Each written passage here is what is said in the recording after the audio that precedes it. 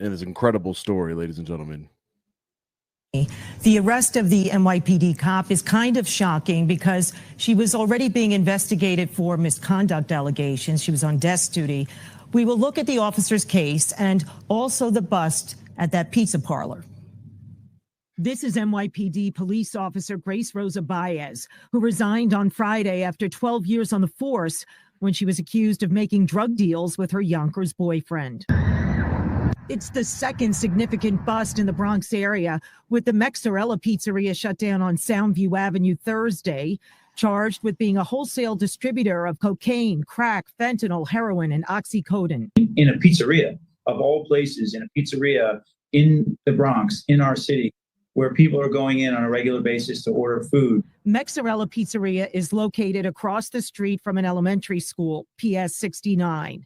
Police said crack cocaine was sold from the counter, while other drugs were processed in the basement. It's really sad that our kids have to be around that kind of stuff nowadays. This grandmother remembered the recent daycare bust after a toddler fatally overdosed and 3 others were revived with Narcan. You know, I'm grandma. I have 2 sons, grandkids. The pizzeria bust happened on the same day that a female NYPD officer was getting arrested in Yonkers for allegedly making fentanyl and heroin deals.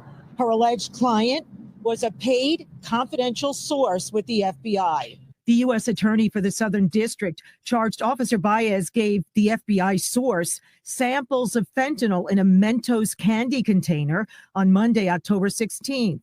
She and her boyfriend allegedly wanted $30,000 for a kilo of fentanyl during the initial meeting. The Bronx remains a focal point in city, state, and federal efforts to flush out traffickers, ever since agents found trap doors storing drugs under the floor where children in daycare slept. So Mary, this is a full court press to really find out who in this city is causing the most harm, what organizations are trafficking the most drugs. The DEA points out cocaine deaths involving opioids like fentanyl account for nearly 85% of fatal cocaine overdoses in the Northeast. These people that think they're buying cocaine are actually buying cocaine laced with fentanyl. Everything is. All right, ladies and gentlemen, you saw it there. NYPD officer boyfriend arrested on federal drug charges. So if we scroll down here, this is an article from The Gothamist by Catalina Gonella.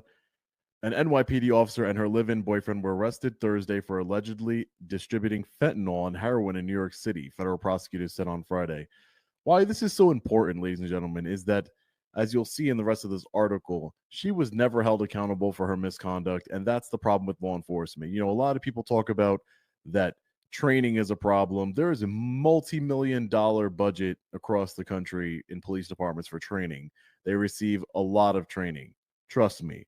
But the accountability, in which we all know, right? But we need to get the mainstream people, the back the blue people, to really understand this, is that there's no accountability in law enforcement, which is very ironic because law enforcement's job is to hold people accountable for breaking the law and to uphold the United States Constitution and our constitutional rights.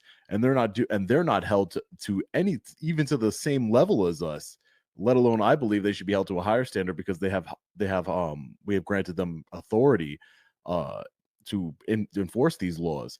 And that's the problem. No accountability in law enforcement, ladies and gentlemen. Zero accountability, zero oversight. They can do whatever they want. When we get in trouble, it's set to be a deterrent for not only ourselves to commit the crime again, but for society as a whole. But when law enforcement officers see that they can get away with anything, that's the problem. And then Officer Grace Rose Baez and her boyfriend Cesar Martinez were charged in Manhattan federal court Friday with 1 count of conspiracy to distribute narcotics and 3 counts of distributing narcotics, according to the office of Damian Williams, the U.S. Attorney for the Southern District of New York. The defendants face at least 10 years in prison to life in prison under federal drug statutes, depending on which charge they are convicted of, if any. In a prepared statement, Williams alleged that Baez flagrantly violated her oath to protect and serve the people of New York City by pushing poison, including fentanyl and heroin, which are driving the nation's deadly opioid crisis and have been responsible for thousands of tragic deaths in